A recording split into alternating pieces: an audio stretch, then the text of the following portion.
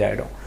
பிரம்ம முகூர்த்தத்தில் எந்திரிங்க, வாசல் கோலம் போடுங்க. வாசல் நீங்கள் வந்து எவ்வளோ பெரிய வசதியாக இருந்தாலும் சரி, நீங்கள் உங்கள் கையினால் பண்ணுங்க. நம்பர் 1. நம்பர் 2, வாசப்படியில் லேசாக தண்ணி தெளித்து சந்தன குங்குமம் இடுங்க. நம்பர் 2. நம்பர் 3, சுவாமி படங்களுக்கு நீங்கள் புஷ்பம் போடுங்க. நம்பர் 3. நம்பர் 4, உட்காந்து ஒரு 4 நிமிஷமாவது ஒரு மந்திரத்தை சொல்லுங்க. நம்பர் 4. நம்பர் 5, விளக்கு நீங்கள் ஏற்றுங்க, மற்றவ கையால் ஏற்றக்கூடாதீங்க. நம்பர் 5. நம்பர் 6, அந்த வீட்டில் சமையல் கட்டில் விளக்கு ஏற்றுறது நீங்கள் ஏற்றுங்க. ஒருவேளை உங்கள் வீட்டில் சமையலுக்கு வேலை ஆள் இருந்தாலும் பரவாயில்ல, நீங்கள் விளக்கு ஏற்றுங்க. நம்பர் 6. நம்பர் 7, வீட்டில் காலையில் விஷ்ணு சஹஸ்ரநாமம் லலிதா சஹஸ்ரநாமம் கண்டிப்பாக கேளுங்க. நம்பர் 8, டெய்லி ஒரு கோயிலுக்கு போய் வழிபாடு பண்ணுற முயற்சி வச்சுக்கோங்க. வெளிநாட்டில் இருந்தாலும் வீட்டிலேயே பூஜை பண்ணுங்க, தப்பு கிடையாது. நம்பர் 9, குலதெய்வ கோயிலுக்கு 6 மாதத்துக்கு ஒருக்கா போகிறத நீங்கள் கடைபிடிக்காத வழக்கங்களை வச்சுக்கோங்க. நம்பர் 10, வீட்டில் யாரோ ஒருத்தர் ஒரு நாளைக்கு ஒருத்தருக்கு தானம் தர்மம் பண்ணுறது, ஒரு படி அரிசியோ அல்லது ஒரு 10 ரூபா காசோ நீங்கள் தானம் பண்ணுறதை வச்சுக்கோங்க. பச்சரிசியில்